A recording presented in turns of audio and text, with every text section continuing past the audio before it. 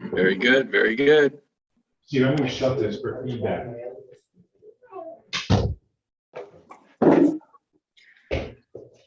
I think we should give a few minutes to people to join in. Hi, Todd. Sophie. Hello, Sophie. Hey, Sophie. Hi, Randy. Hi, Scott. One thing I wanted to throw out there that I didn't see in the agenda this morning, we need to make sure that when the board looks at this stuff, that they authorize us to do Sunday ticketing. Okay. So 'Cause that's, by ordinance, it's Monday through Saturday, so. okay. Okay. The things you learn when you're on the board. Thank you, Randy. I'm going to take notes, and I will share that because Janice is at the polls. Because it's election day and I forgot about this, but I will take notes. And the first one is board needs to authorize Sunday ticketing. And before we go too far on it, I think anything we want to do in the next year, we should just call it an experimental, because the board can do those without making the ordinance change. So Right. I'd say anything we do, and John might jump in on that at some point, until we get a good grasp of it, instead of it changing the ordinance every other meeting. Yeah. Maybe we just do everything experimental for up to that year period. Yeah, that's right, Chief. Most cities will have a metered parking section of their ordinance, which will talk about the hours of, the hours, the rate. So if if we could avoid that, but if you need to create that, we could do it pretty quickly. It's usually a couple paragraphs. Yeah. So, all right. So I think everybody who's going to be here is going to be here. If everybody agrees, we can start. So I think usually Audra runs this meeting, but she's not here and Janice is at the polls. I'm not sure I actually can run the meeting. I'm happy to, or I'm happy to hand it over to you, John, maybe for recommendations. Okay. I just don't know what the protocol is because I'm not operations. Traditionally, the select board is not operations. So. Well, Dave and I always vote for Jeremy, so. All in favor? Jeremy, you've been nominated. I'm happy. This is my agenda. This is how I wrote it. So you just need to learn to speak Sophie. But Jeremy was blessed with that when Audra left. I think that was with his. Correct. I was blessed with it. That's fine, and we can do that. But I mean, clearly, Randy and Scott are the major players on implementing this, and Dave's assistance on installing this stuff is needed. So I guess I can, yeah. The premise, if I can just, the premise is that we've had this meeting to look at the implementation of the pilot, and during the meeting there were sets of recommendations that needed to be floated through the parking advisory committee. So we have some kind of public input on this, and that's the purpose of the meeting today. So there's 8 agenda items, and some of them I've discussed with John in setting the agenda as well. So between John, Jeremy, and myself, I think we can pretty much make sense of what we're trying to achieve here for people who weren't in the pilot implementation project, and Randy and Scott, of course, as well. So, but Jeremy, I'll hand it over to you, and I'm happy to be your scribe. Sure, thank you. I guess starting the first one, the time slot recommendations. Right now we've got 2-hour time slot down there, and I know the select board has chatted, and we've had these discussions in the past about whether or not we should go to 3-hour max. If leaving the lot, I'm just again looking at this proposed agenda, leaving the lot, how much time before visitor can come back? 1 hour is customary, and I think John, you mentioned that's kind of customary. Is that yeah, I think what we're seeing on those high demand lots on the waterfront, usually it's 3 hours or 4 hours. That's typical. And you don't want the employee, but you also don't want to be writing tickets for people who just walked around town and maybe had dinner and it was 2.5 hours. So 3 is, I would recommend 3 in the study report, and if we went to that, then the question would be, so two-part question. The second part would be, can the visitor come back, park again? Is there a time limit? They have to be gone from the lot. Typically they say, well, after 3 hours, you need to leave the lot, physically leave the lot. Enforcement does the virtual chalking, and that's usually not an issue. In this particular case, it's good because an employee trying to play that game really has to move it quite a ways. First of all, they have to move it up to maybe Main Street and then even if they could find a space, and then move it back in. My concern always, and Scott can weigh in, but I think for the trial, you want to be as permissive as possible, not to be writing tickets and doing, the thing is to bring in the data, which we then can refine later, to say, okay, we have a problem here. We may not have any problem with this. People may move 3 hours, but again, some employees may try to do that. Scott will know that really quickly. He probably already knows all the employees in there, by plate, but Right. so I would just leave it. You need to leave the lot after 3 hours, and just leave it as a 3 hour max, and let's see what the data shows. If we have John, an issue. do Yeah. the other areas give a foot distance? Like with shuffling, they have to move at least 500 feet. They make them physically leave the lot after, and they can't be in that lot. So the shuffling is, it's similar to the city block. You need to move off the block face. How do people become aware of that they need to leave the lot? Well, interesting. Most just say it's a 3 hour max, and again, if it becomes an issue, then you add verbiage to the signage. I haven't seen it on the signage, saying sometimes you'll see it on a website. You physically must leave the lot, and it doesn't hurt to say that.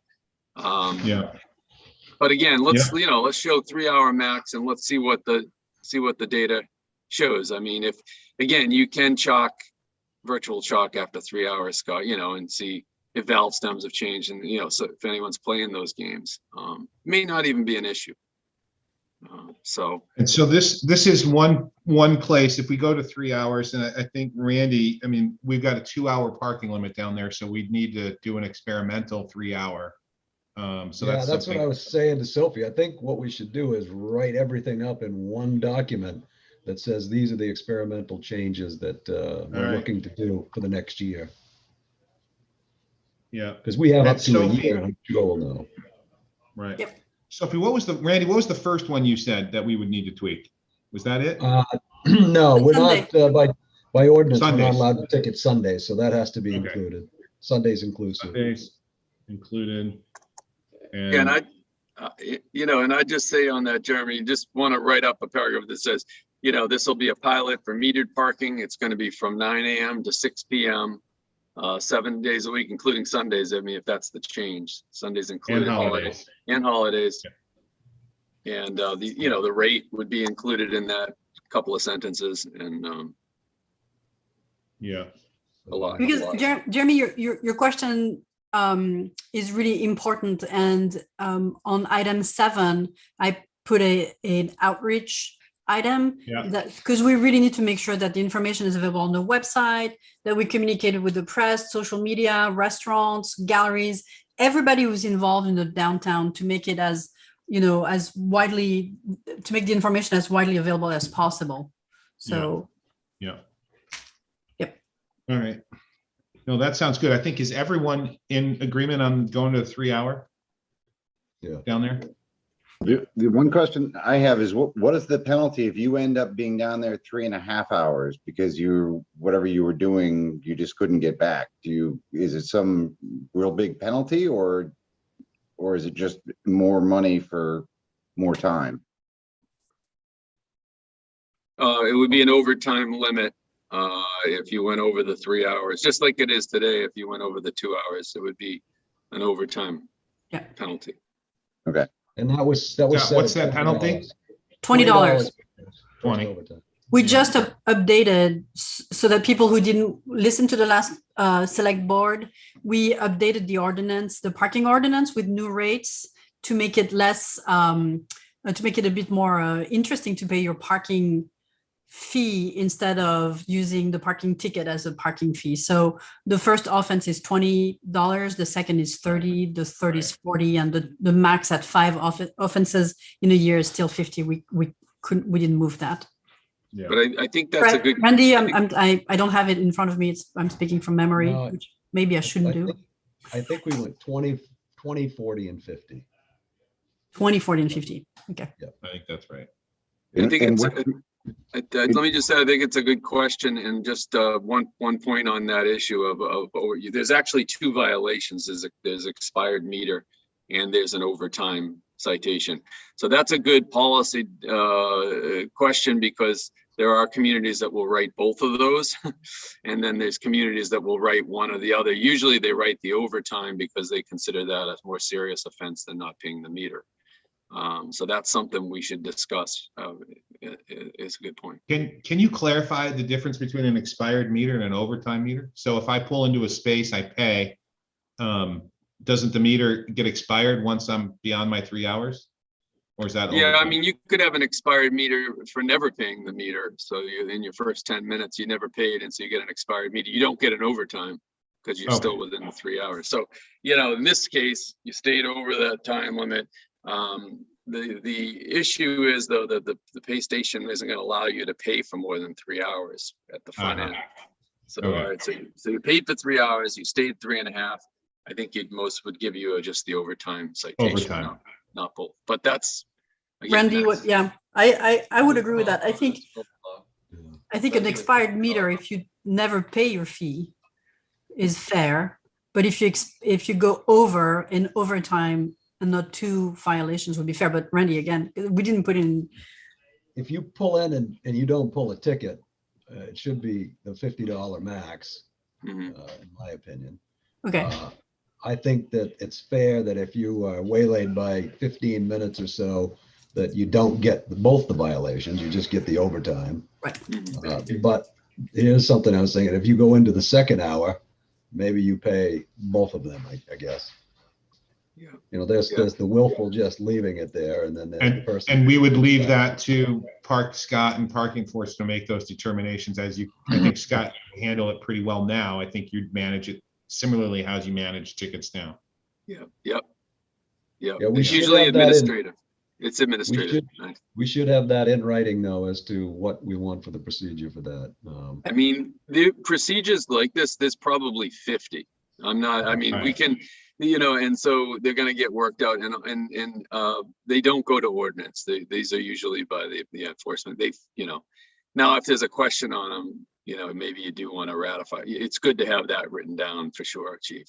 I would say the recommendation would be the $20. Isn't that kind of prosecutorial discretion? I mean, I think you probably use that a lot, Randy, and your officers, right? I mean, you don't have to ticket everyone for Right. speeding. I mean, if Scott sees somebody that's, they're parked in the handicap and they didn't have their placard, and they come in a couple days later and say, "Oh, I just didn't have it in there," I allow him that discretion to not, just because they're supposed to have it there, if they made a mistake. So, yeah. So I think, I think this would probably be best handled administratively with a policy from the department, right? Yeah. Rather than an ordinance.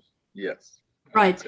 But again, because we're testing and we want to get support from the town, we need also to make sure that it's spelled out, that people know that if you pull in a parking spot and you don't pay your parking fee, then it's a $50 penalty. If you overstay your 3-hour time limit, it's a first offense of $20. Just let's make it clear and let's communicate on that so people know what they're subject to. And once the pilot is over and if we decide to roll it out through the town, then we'll have a more robust set of, rules and enforcement. I think but we need to be transparent. And somehow I've missed it. What is the hourly rate? Funny you should ask. Because that's another thing.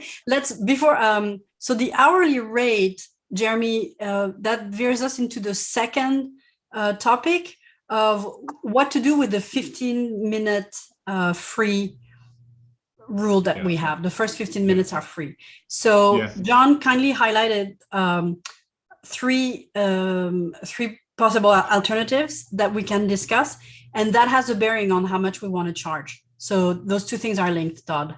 Okay, Yeah, just think- on hourly rate, the going rate for a seaside community in New England is $2 an hour.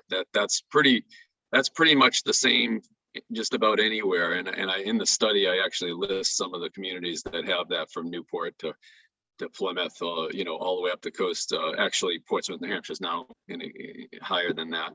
But that $2 is pretty much the same, and that's whether it's seasonal or year round. So that's what's recommended in the study, is the $2 an hour rate. But back to the 15-minute free, for, just fundamentally, and we didn't really make this differentiation during the study, which we probably should have. Usually what we consider convenience parking is the parking that's at the front door of the business. So on-street curb parking is the most convenient parking. It's also your most valuable parking by far, just because the amount of customers it serves and the amount of money that goes through cash registers based on the curb space. So that's where we usually focus our 15-minute free, is on the street. Usually it's single space meter. So to get the 15-minute free, you literally just have to fall out of your car and there's a meter right there. You get your 15-minute free. It's very convenient. You start the session, you get 15 minutes. The lots, we don't typically want 15-minute free, because we're not really looking for high turnover. We don't want to see cars flying in and out of a parking lot constantly. And, especially in the case of a public landing where you have all this pedestrian activity, the last thing you want to do is see turnover. So going from 2 hours to 3 hours is a positive move in terms of traffic and pedestrian safety. Right. That's so 15-minute free in a lot typically is if there's happens to be something right on the lot, like the Chamber of Commerce there, that you might need a couple of 15s. But typically you don't see that 15-minute free in the lots because you want longer stays. Okay, so that's the premise of that. Now, if we still want to give 15-minute free in the lot, that becomes the question. And I put together a couple of alternatives. I think, Sophie, you put in your handout. And, there are three of them. The first was to say, well, let's not do 15-minute free, but give them a 15-minute discount in the first hour. So you're $1.50 in the first hour. And then you go to $2 for the second two. That would be one way to just give them a discount. That's not free parking. The second would be to change the kiosk to provide the first 15 minutes free. In order to do that, we would need to have a slightly different pay station that's $500 more than the one we spec'd. And so that would be an extra $1,000 to put an MS3, a different type of kiosk.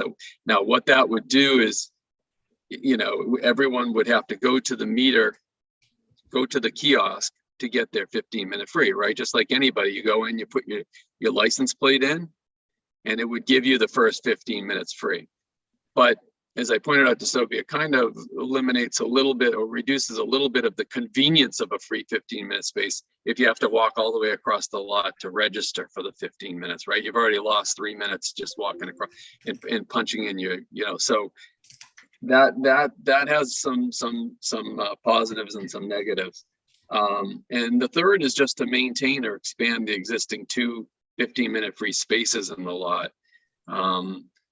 So that you're still offering 15 minutes free, but only at these spots, which, by the way, in our study didn't get very good use.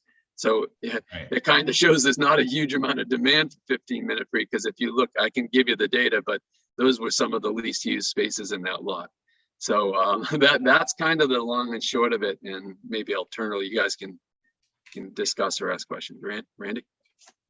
So let me just throw out a suggestion. Because we're going to have free 2-hour parking all over the rest of the town, why wouldn't we just keep the 2 15-minute spaces we have and everything else is paid while we do this pilot project? Get some numbers, and then next year we'll see if we need to do something as you're suggesting. I think that would be the easiest, instead of reprogramming machines and things like that.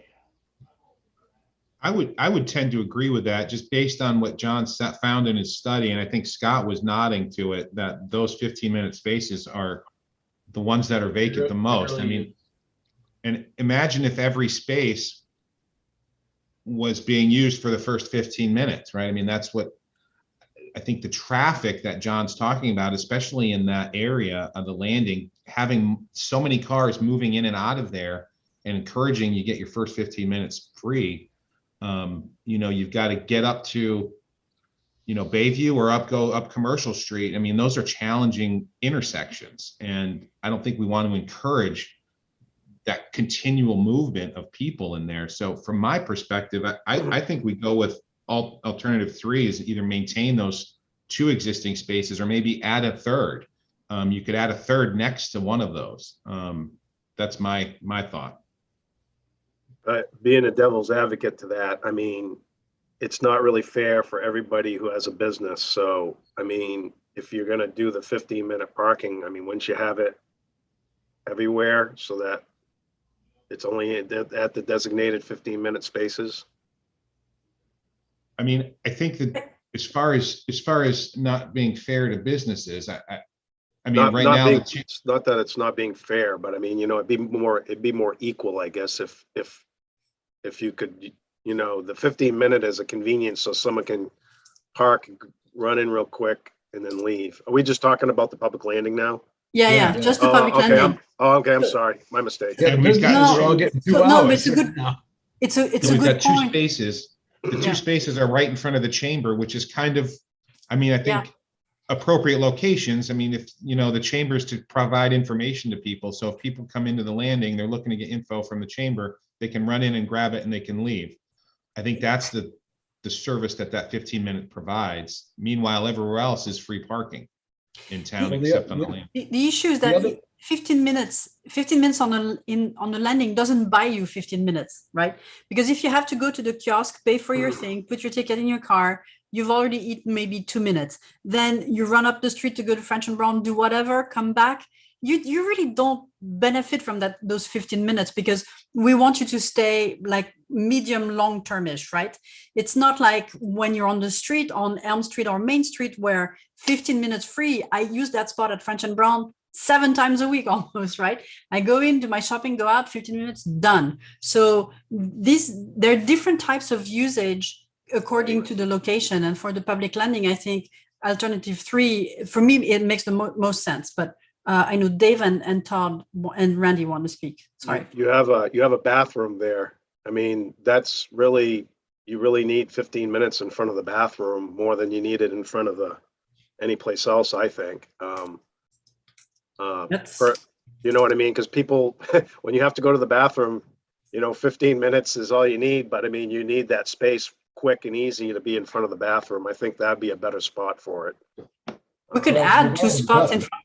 Sorry. They're not Randy, that go far ahead. We've already got 2 spots that aren't that far from the bathroom. I wouldn't go to the expense of changing that, but And they're never used. and the other thing about doing option 3 will prevent I'm on my 15 minutes and having people just down there all the time, because Scott will run into that. Oh, well, I wasn't going to park here. I'm just here for my 15 minutes, and then their car stays there. So if people know there's designated and every other space is a paid space, that'll probably alleviate a lot of that. And trust me, if you don't think people will figure out parking, John will probably back me up. They are already planning on how they're going to skirt the system right now. You're on YouTube, Chief Gagne. Remember that. Okay, I'd say that at right out downtown in front of everybody. People figure out parking Oh, I like know. nobody's business. No, but let's see. I mean, again, we need to have like as few exceptions as possible in this experimental phase, so we gather data and we can see what the usage is, and then we can figure out, wow, we actually need more 15-minute spaces at the landing, or rejigger some other things. So I think, Todd, you wanted to come in on the 15-minute space?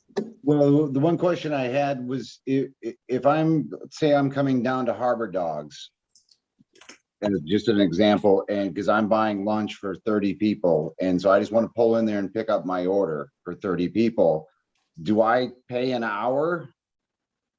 So $2 and you know, pick up my order in 15 or 20 minutes and then leave again? Or do I have to pay 3 hours or? No, you can pay in 15 minute increments, so you'd be able to pay. Oh, so pay you for can go that. down, even though it's a 3-hour limit, I could just pay for 15 minutes. Yeah, yes, you could, yeah. Which would be a quarter of the $2? Yep, 20. Okay. So yeah. Yeah, 50 cents. But as Scott was saying earlier in our conversation, those 2 15-minute spots are not used. Right. Right. They're empty. Whenever I go down, they're empty. So you would still have this option to, So if somebody wanted to run by and buy some day sailor tickets, they would Yeah. go and not pay anything. They just go to those 15-minute free Yeah. and walk across the lot and Yeah. go there. that Steve Pixley is showing us. Thank you, Steve. We've upgraded our our Zoom capacity now. We have They're live empty. video. There you go.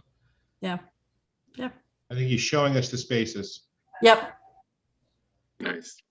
cool. That was quick. He was just in the office next to me about 5 minutes ago. It's swift. Yes, yes. Do So we we want to agree. try to get some consensus on that? Sure.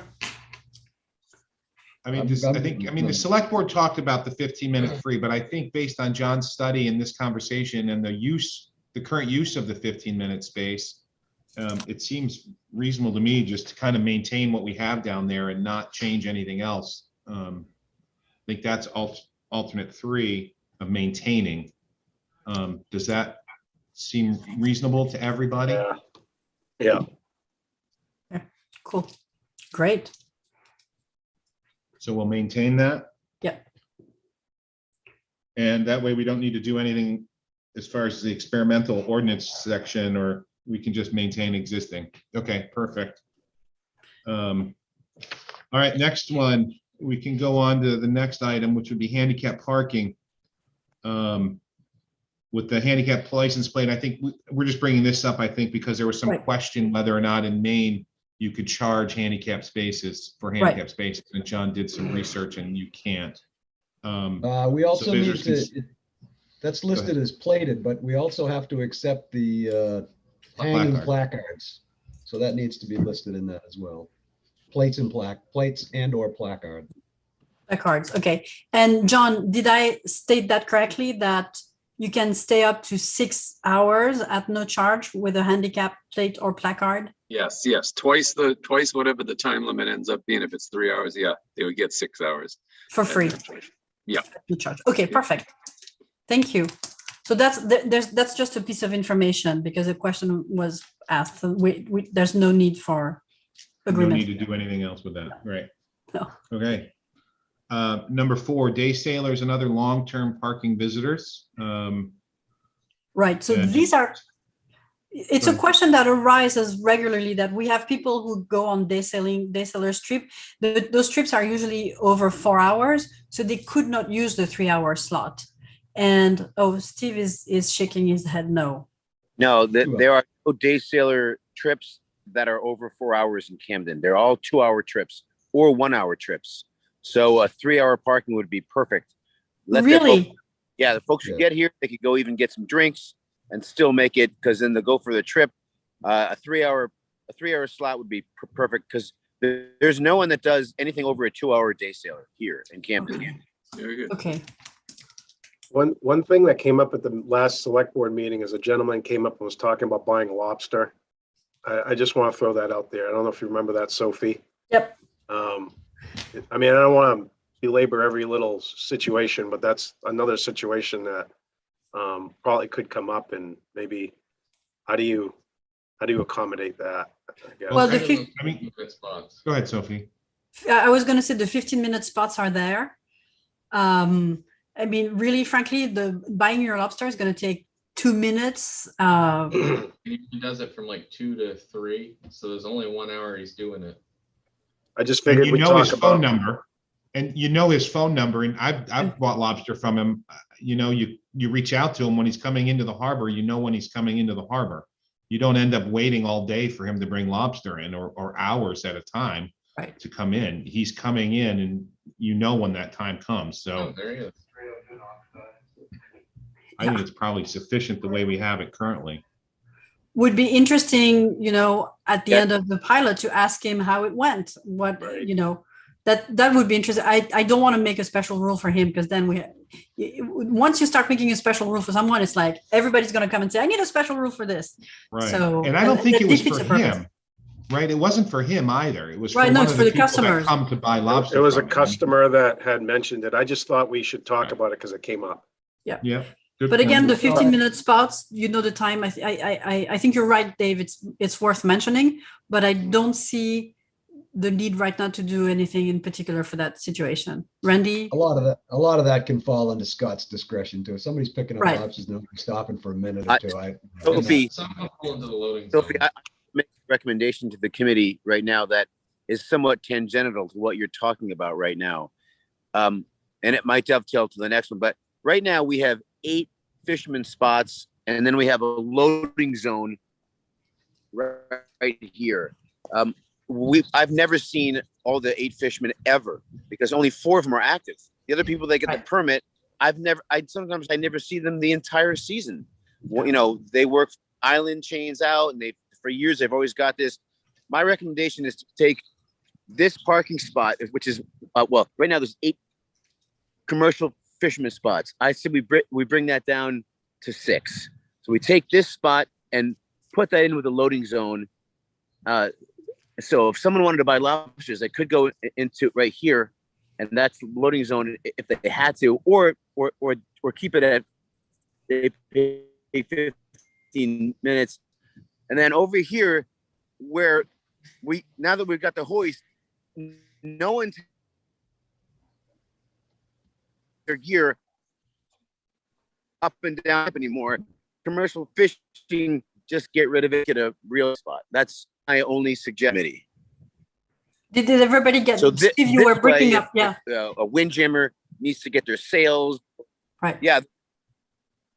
So if I understand correctly, This way, the windjammers need to get stuff.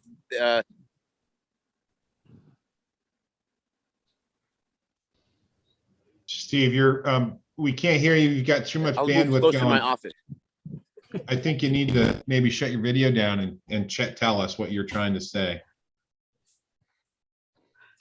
All right, is that better? Can you hear me now? yes. Yeah. Much better. Okay, so I'm also going towards my office. I might be able to pick up my Wi-Fi in my office. So basically, what I'm saying is that you should knock it down to 6 commercial fishermen instead of 8 commercial fishermen spots, and one of the spots is the one that's furthest closest to the falls. Just get rid of it and make that a real parking spot. And the one that's right next to the load unload, just put that in and make the unload a little bigger. So now you can get 2 or 3 vehicles in there for windjammers if they're bringing food or fixing their sails or whatever. I think that would be a good idea. So I guess one thing I think we need to make sure, I mean, we were required to have fisherman spaces. We need to make sure that, and I don't know what document that was or what required that. Randy, you mentioned it had something to do with, I thought it had something to do with the hoist, but you mentioned something about dredging of the harbor for fishermen. If that's the case, I mean, I think we need to definitely go back and dig out that document that said how many spaces we need to have for the fishermen. You know, if that was a federal requirement that facilitated the dredge. My question is, what happens next year if you have 10 fishermen that come and say, I want to fish out of Camden? Do we have to supply them all with parking? Because what I was told over the years, the Army Corps of Engineers gave money to dredge the harbor channel. So fishermen had the ability to be able to fish from that port, and the town is obligated to give parking. I've never seen any of that stuff, so I don't know, but I know it was about to get litigated one time, probably 25 years ago. So I don't know what issue is. What if we just, I mean, it's odd how they're striped. The fishermen spaces are striped, and then their stalls are marked, and then there's the striping as if it's a loading zone that's on top of it. So Steve, the Toyota that's sitting down there, that's the guy that brings in the lobster, I think. And then you've got, is it 1 or 2 spaces and then the loading zone, or are those spaces that are next to him should they be part of the loading zone, and do we not lose spaces for the fishermen? Well, I think you got to be careful, because if you say that if you take one of the fishermen parking spots and now it says loading zone, then you could have a non-fisherman like a windjammer that's loading firewood or food or, Right. new sales, whatever. And there might be an issue there. Right now, Can we we've expand? never had, right now, we've never had a problem where a fisherman comes down and says, "Hey, Ray, move your boat, move your truck," because it doesn't conflict. Right. Or they talk with each other. If for some reason a fisherman comes in, they need to use that boom. Loading zones, close enough away where someone can be doing loading food into a boat, a schooner, and a fisherman can still load their traps. Mhm. I just think, we give these permits out to these commercial fishermen throughout the years, and only 4 of them are active fishermen. The Scott brothers, they use that heavily during these months, but now June 15th, June 20th, they're done with all the inspections and they move their operations to Rockport. So, it's something it'd be nice if we had a little flexibility there. Why don't we look into see what we were really required to have for commercial fishermen spaces? I mean, that's what's driving this. And if we can make one of those spaces a regular parking space, or just expand the existing loading zone one more space over, which gives Steve, that would give you, I know you're struggling sometimes with not having a space for the harbor master anymore. But if you brought up the situation, what if there's an emergency, you need to be down there or whatever, you're going to park in the loading zone and Scott's going to know your vehicle. There's a reason for you being there. I think if we can, again, determine what exactly we need to have for commercial spaces for the fishermen, and if we can expand the loading zone a little bit, then that would be my recommendation on how we move forward on this issue. All right. Well, I agree with that. I just one thing is that there's only 5 fishermen right now. And unless we do change it, and since this is just an experimental thing, I say we try moving it to 6 and see if there's any issues. Now, granted, in the past 20 years, it's the same guys that have always gotten their permit, and we're supposed to give the select board is supposed to give preference to the people that have already had it. So all of a sudden, these real guys come in and say, or gals that say, "I want to fish out of Camden, and I want this guy who you've given a permit to for the past 25 years, who doesn't actually fish. I want you to not give it to him and give it to me." I doubt that's going to happen, but if it does, we can rethink our situation. Randy, you wanted to come in on this topic.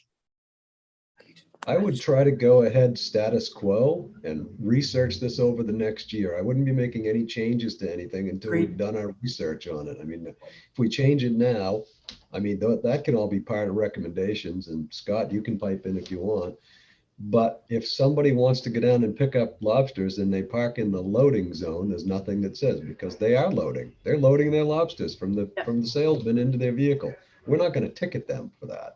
Now, if they're there for 3 hours, yeah, that's going to be an issue. And that's some big lobsters. Some big lobsters are trying to get into the car. Well, that's kind I catch, but I have to throw them back because they're oversized. But no, I would say that those are all good points that we need to look at, and let's do the research and see where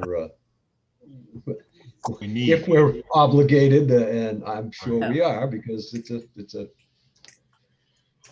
I don't know, my memory goes back to remembering it being a bickering match. The other thing that used to happen was there was more fishermen than spaces. So if the fishermen spaces were full, they used to park in a regular space and we would let them park there. All right. So I think I date back to the days there were more fishermen than spaces. So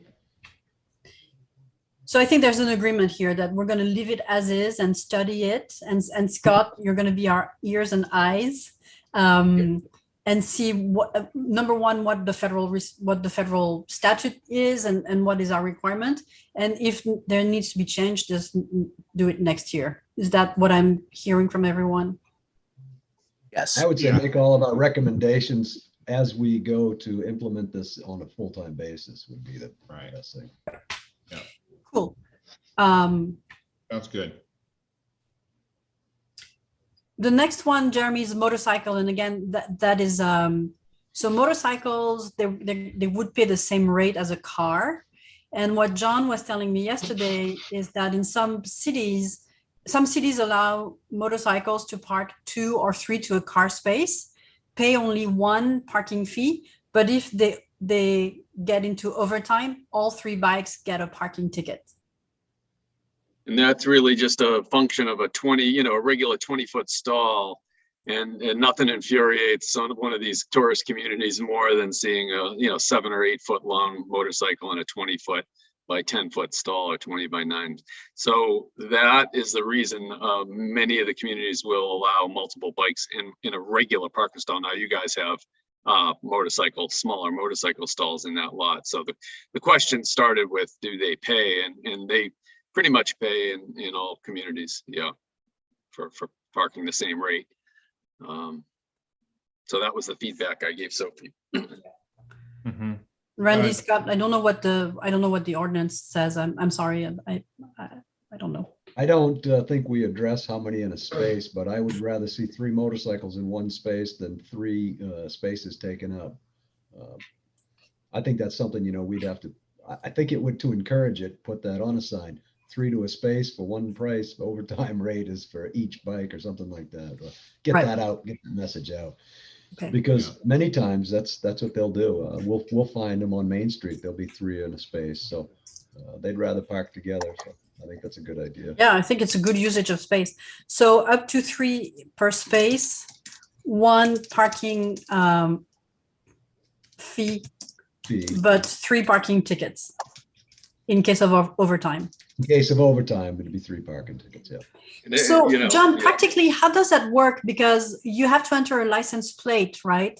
So do we have to program the machine so that you can order? Do you have to enter all 3 license plates?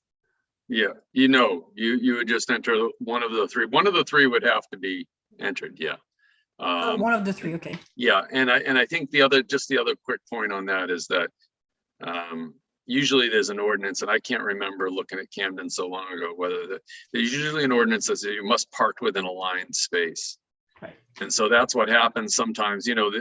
Like these Harleys, they treat believe me, they're very careful with their motorcycles. They're not going to have them be damaged, but every once in a while you'll see them outside of the line space. That's no different than a car parking more than 12 inches from the curb. So usually there's an ordinance that backs up that, writing that particular. Now, in that particular case, most of them will just write the ticket on the vehicle that is outside the line space, not all 3. So I just want to make that's a kind of a minor issue. Okay. Everybody's in agreement with this, or? Oh, yeah. And then the next one would be the pilot rollout. And I know there's been some information going out from the supplier on the units. I think we need to really focus. I think the next, I don't know when these, I think we did decide we're going to go with all 3, so we don't need to worry about getting a new kiosks.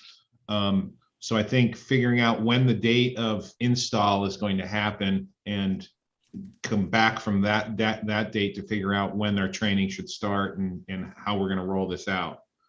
Do we have any idea yet, John, on when the units could be here? Dave and I are going to look this morning on where the best locations for the 2 kiosks will be. Yes. But when are we thinking those kiosks will be here and operational? Yeah, they're still telling me they're open for early July here. So getting the agreement signed and getting that purchase order issued, is important. I think they're still trying to secure those even before that. So hopefully they're still in that range. We'll probably have another meeting with them in the next week. So just to keep stuff moving, we can find out. Just to throw it out, I'm leaving. Todd and I are leaving Thursday. And I'm going to be heading out to Iowa, and I won't be back until next Tuesday. So it must be nice. Must be nice. Yeah. You're going to. You're not going to Montana to ski? It's snowing in Montana this morning. No, I'm going to Iowa, driving a 32-foot RV back. That's going to be fun. Yeah, it's going to be like the Griswold vacation, my wife and I.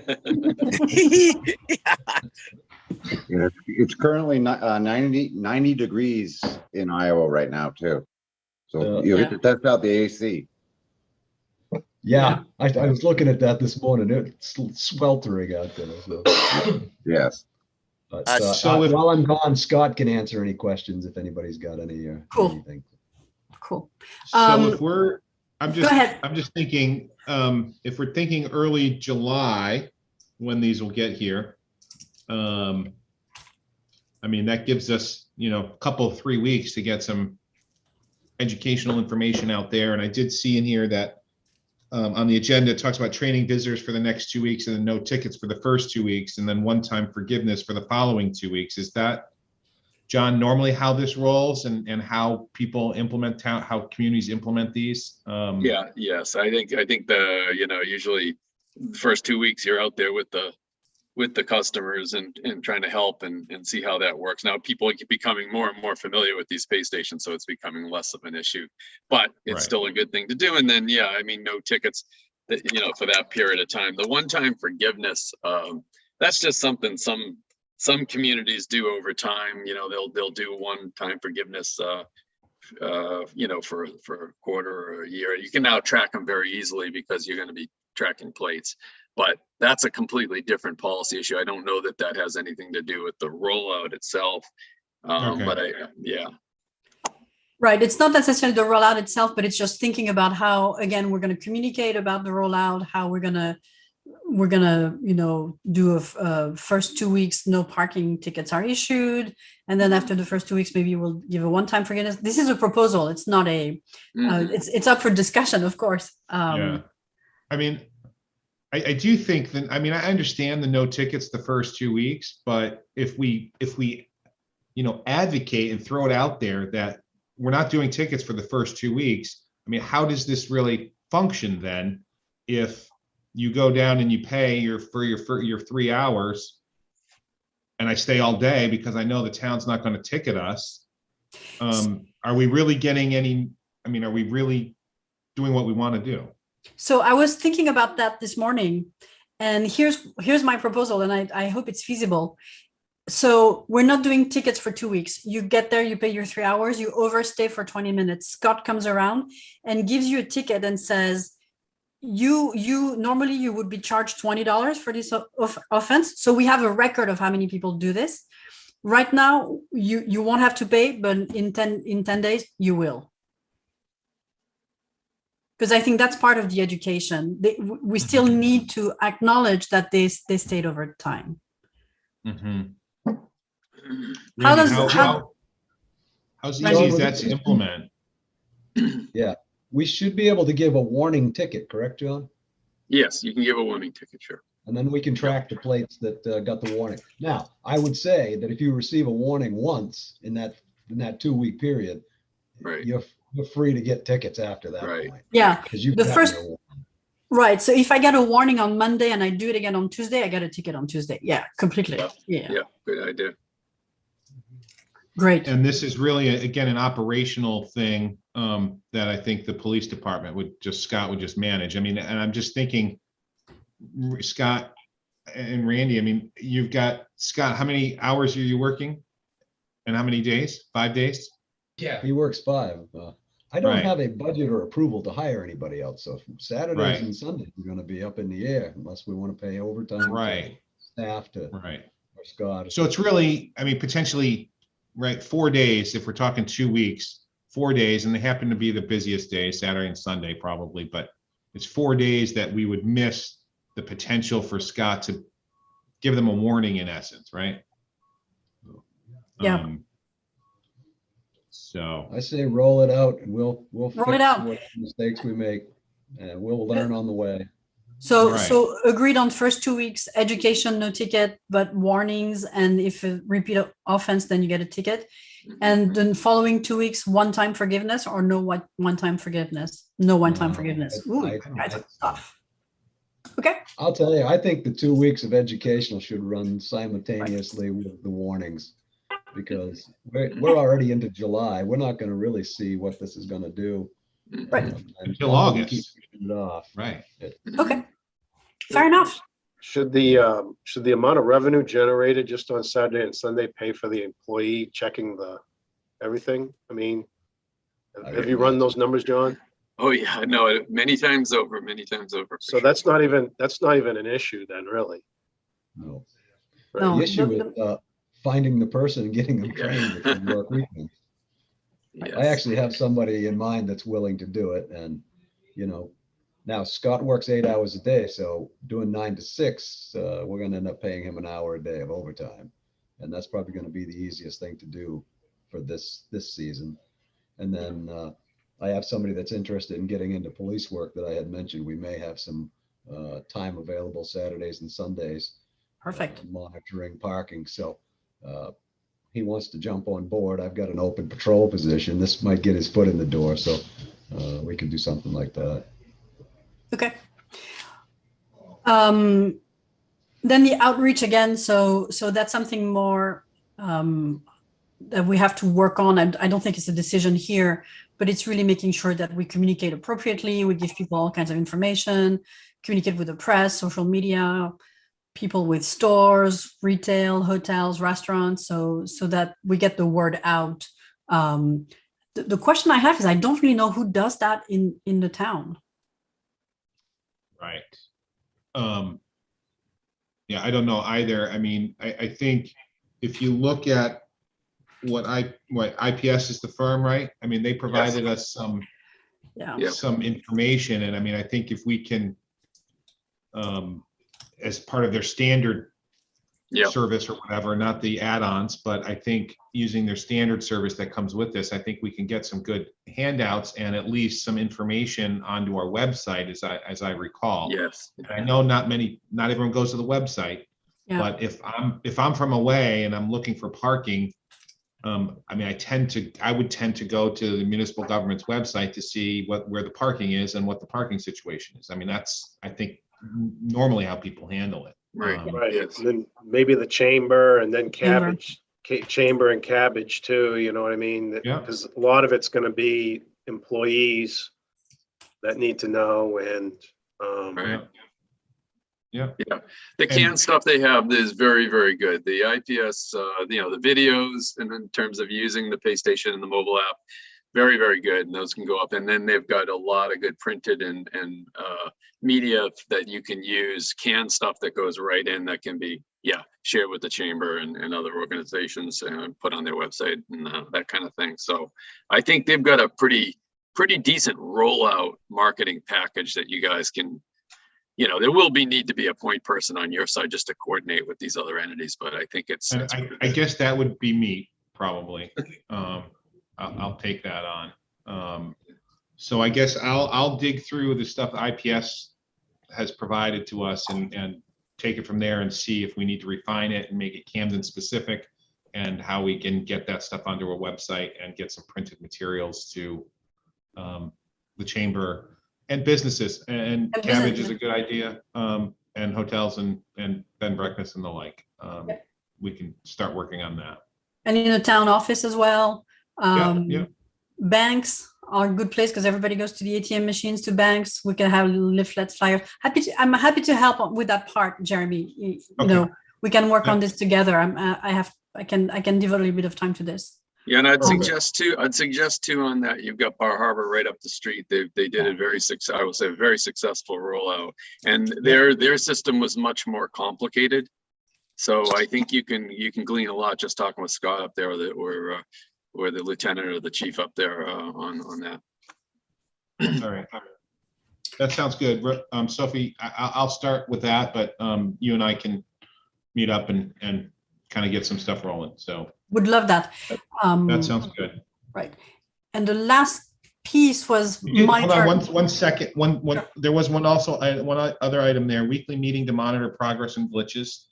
Is that going to be a weekly meeting of this group? I would assume to monitor and those glitches. I mean, that makes sense to me, just to see how it's going and starting off. Mm-hmm. So the weekly meeting was John's idea to make sure that the implementation and the rollout goes according to plan, and we can use it also, to check in. I was also interested in a 4-week monitoring so that Scott would come and give us, a couple of dashboards with, some data, because I read, by the way, thank you so much. I read the data you sent a couple of days ago to Janice on parking offenses. I was like, oh, this is interesting. So I think more and more people are interested about the data. And I think it's one of the reasons why we're doing this is to have data.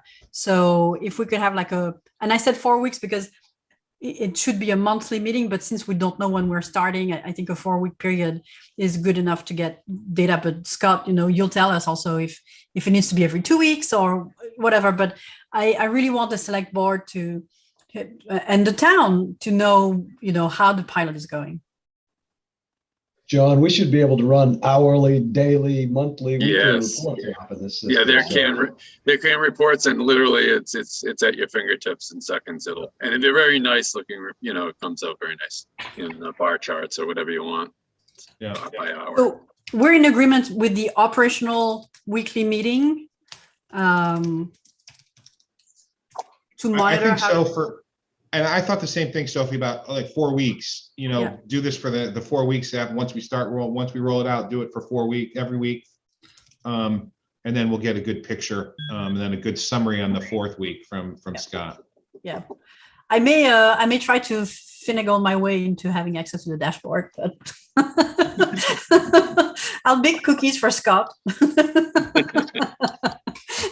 No, it's just, data is I deal with data in my job day in, day in. So I think we can learn so much, and we can design programs that really achieve what we want to do. So that's why it's useful. Yes. It is, and it's good. There's good marketing information in there too. I'll tell you, for market research study. So that's all I put on the agenda, Jeremy. And Dave, do you have anything else you might want to talk about, or Todd, anyone in the last 4 minutes we have? Well, I can dig safe out the spot and start getting ready, right, John? Yeah, I would definitely dig safe it out. I think the attorneys are still sharing on the agreement, but I think it seems like it's close. Hopefully it's close. And yeah. And so in that regard, Dave and I are going to go up over there this morning, I think after this meeting, and take a look on where we think the best locations will be. And then maybe what we can do is just send an email to everyone in the group on where we've decided that those 2 spaces or the 2 kiosks should go. Sure. And then hopefully everyone can just say, yep, looks good or whatever. And then we'll just move forward and do it that way. And you need 2 kiosks. So you need 2 kiosks in there for this? Yeah. I mean, yes, I think over time it'll go to 1 is my guess. But I think for the pilot, you want to start with 2, and we'll hopefully at some point relocate the second. Just why is that? Just because the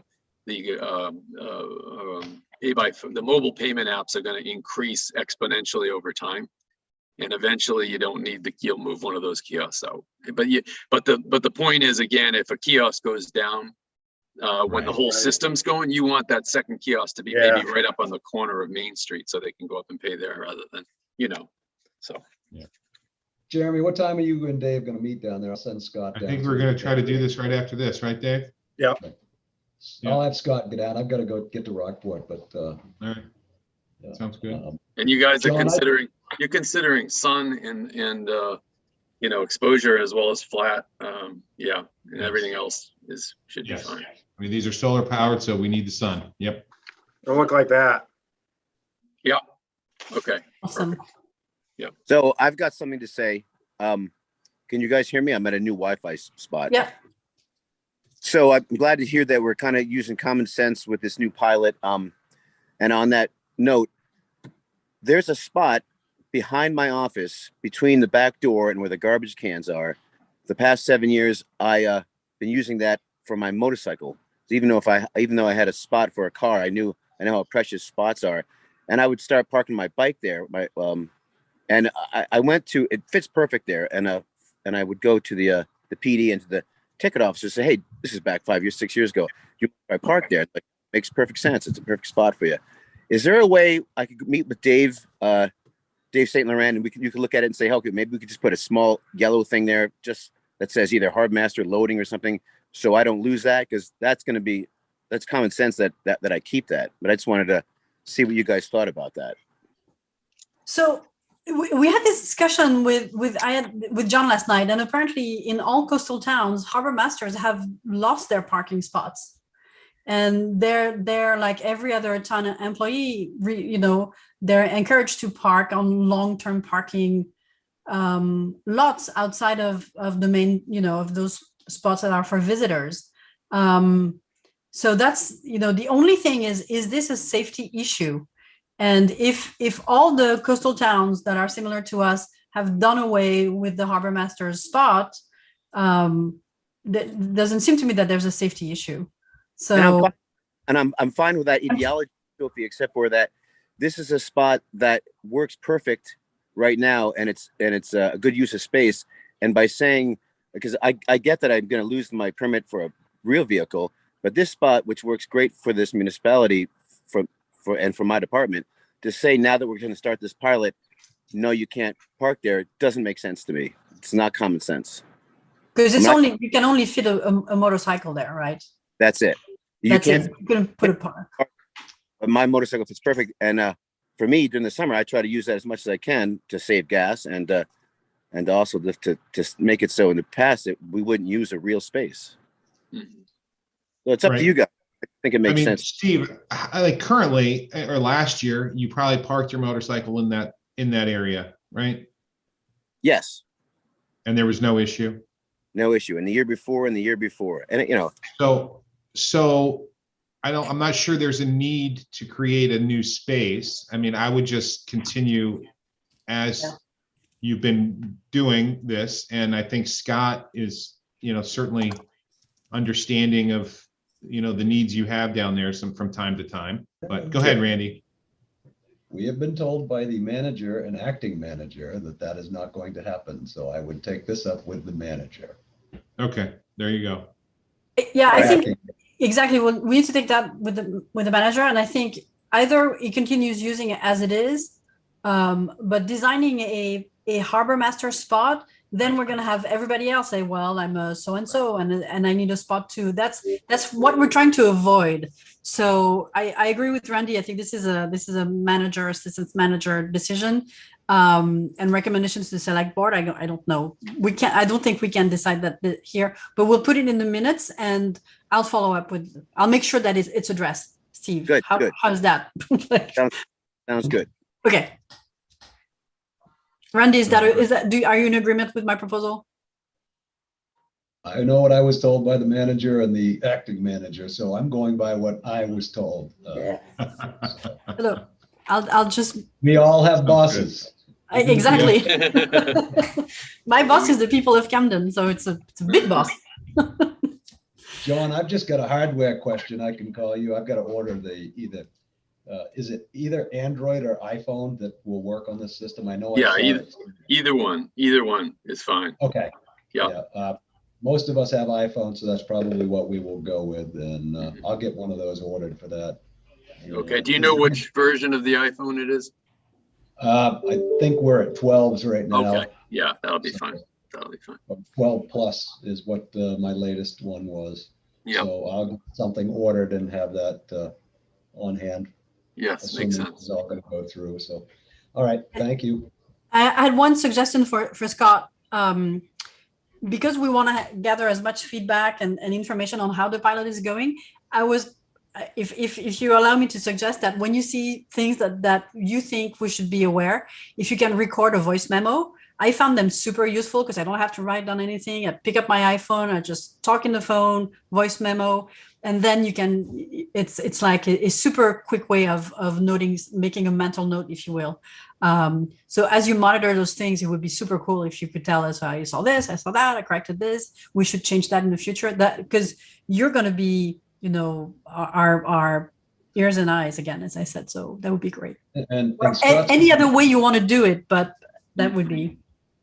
Scott's going to be extremely busy because not only has he got this project, he also has to take care of all the 2-hour parking throughout the town. So, and he's managing 2 parking systems with this, the new system and our old ticket track system that hopefully will stay up and running. So. Thank you so much, Scott. And please tell us how it's going because it's going to be it's going to be great to hear from you. Good or bad, everything. So in summary, I will work on language for the ordinance, experimental piece, or however we need to do that. And I'll start on that today, and I'll work with Bill Kelly tomorrow, just to make sure we are in the right place as far as experimental changes. That's kind of, I think, all that we need to do right now. I mean, I'm going to be working on that. We're going to figure out the locations, and then we'll start on the educational rollout info. Sounds like we're moving towards implementing this finally. So. And Jeremy, I will email you my notes. Let me clean them up because they're really like scribble notes, and we can share the notes with everyone. So. Sure. Sounds good. Great. Thank you, everyone. Anything else? No, all good. Thank you so much. And my apologies for sending an agenda very late. I'll try to give more time. And Jeremy, I apologize if I overstepped my duty from the board. I just meant to help. I hope you. No overstepping here. It's all good. All right. All right. Thank you. All right. Thank That was you. good. Thank you. Hey, have a Thank good you, day. guys. Bye-bye now. Dave, we'll see you soon.